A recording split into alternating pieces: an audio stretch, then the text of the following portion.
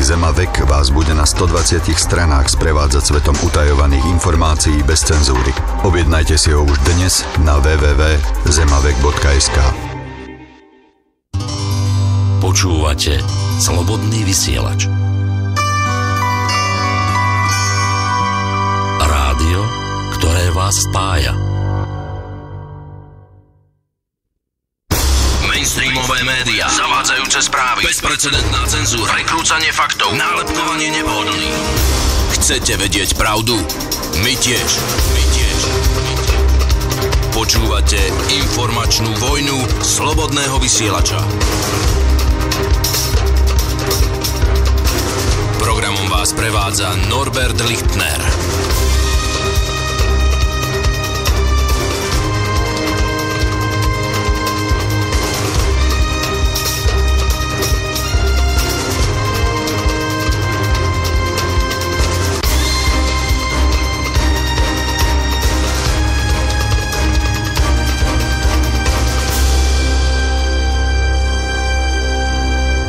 Dobrý večer, je 25. apríla roku 2013.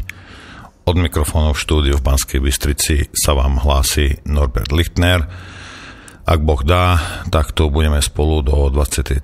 Dnes možno aj trochu dlhšie, záleží na tom, ako sa chytíte a či budete mať nejaké otázky, ktoré by to mohli poťahnuť trošku ďalej. Sme nachystaní, aby sme tu boli dlhšie. Téma je dosť nezvyčajná. Budeme sa dneska baviť teda o charaktere a o dejinách mníšskych rádov. A áno, uhadol si správne. Budeme sa za všetko hlavne baviť o jezuitoch. S tým, že budeme sa snažiť prejsť trošku históriou a určite budeme porovnávať aj s inými rádmi, preto ten názov, že charakter a dejiny mníšskych rádov, nebudeme sa zaoberať samozrejme iba jezuitmi. Pár vecí na začiatok. Chcel by som vám pripomenúť, že ak máte nejakú absurditu, napíšte, pošlite prosím vás na absurdistan@slobodnyvysielac.sk. A každý pondelok vyhlasujem jedného výhercu. A druhá vec je, tí, ktorí chcete prísť 1.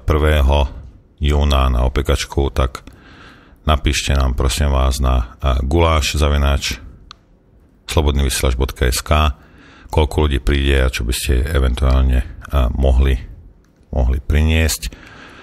A tie e-maily potom uzavrieme niekedy asi budúci týždeň vo štvrtok a potom sa podľa toho zariadíme a podľa toho zoženieme miesto, kam vlastne pôjdeme.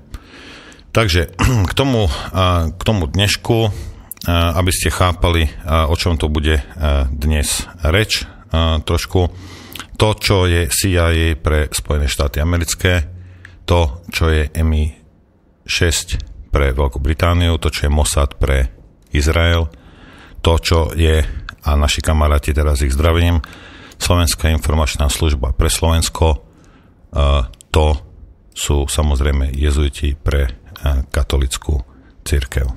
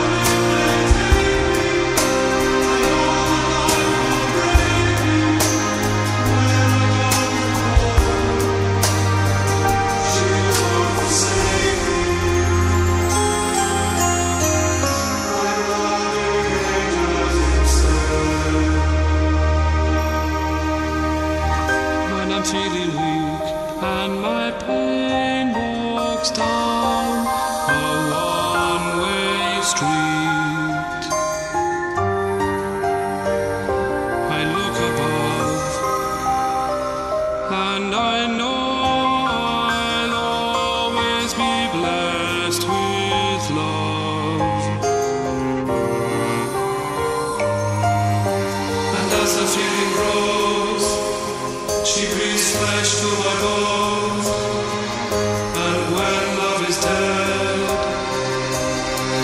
I'm loving angels instead. And through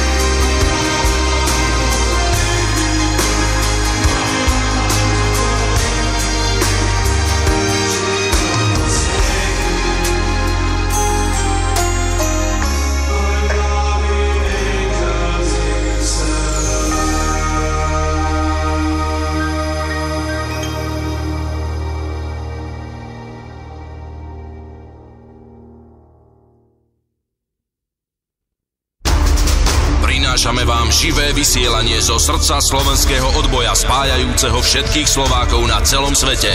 Počúvate informačnú vojnu slobodného vysielača.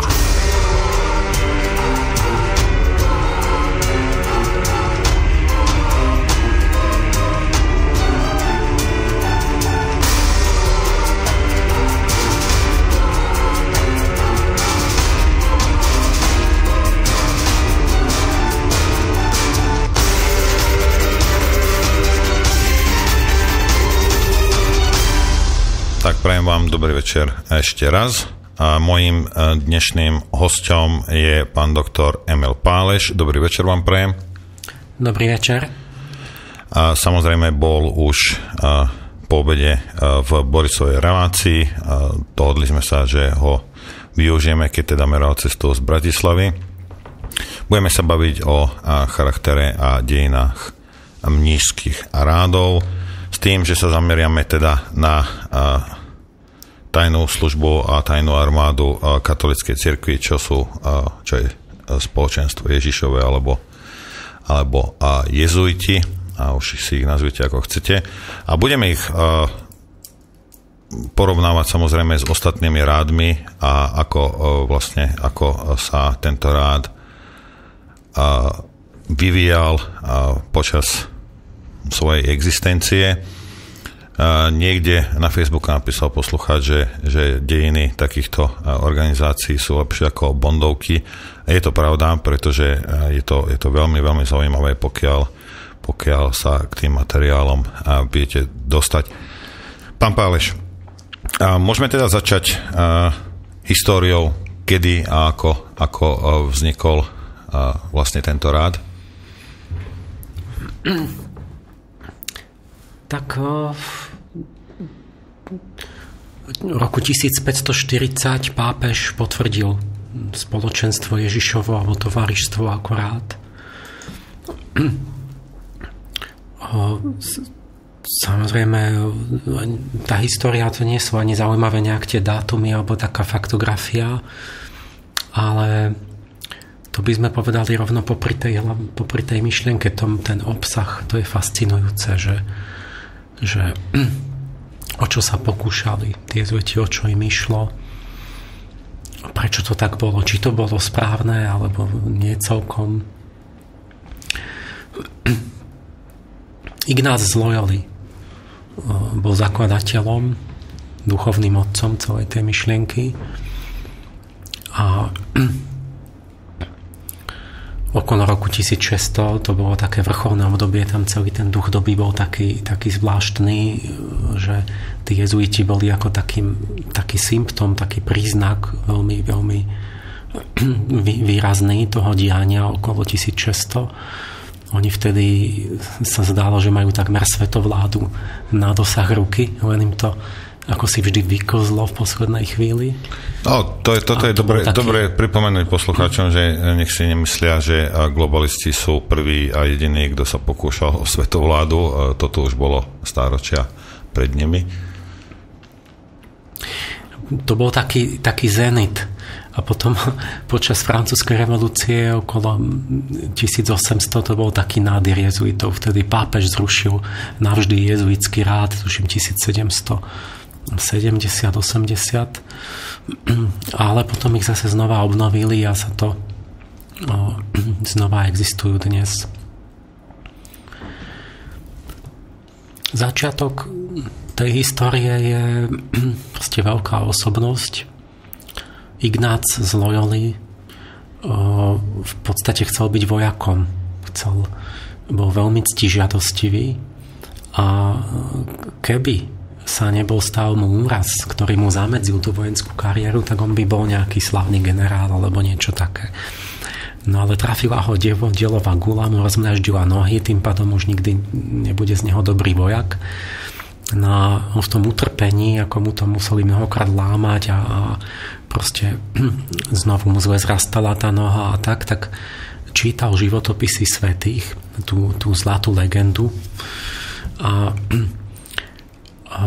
uvedomil si, že síce nebude už nikdy vojakom, ale že môže byť vojakom Krista, čiže vlastne nejakým mníchom, misionárom a tak. No a tu psychológ, ako keď sa na to díva psychológ, tak vidí klasickú ako keby sublimáciu tej ctižiadosti z tej hmotnej vonkajšej oblasti do tej zjemnenej duchovnej. Že vlastne tá ctižiadosť zostáva a celá tá bojovnosť a túžba po úspechu a pomoci sa preliala, zjemnila do tej oblasti duchovna. No a tak on zakladá potom rád, ktorý je v podstate organizovaný ako vojenský útvar, prísna disciplína a je zameraný na dobývanie celého sveta. Dobývanie, ale... Už v tom zmysle dobývanie vedomia, myšlienky, ale je to dobývanie, je to ten hlavný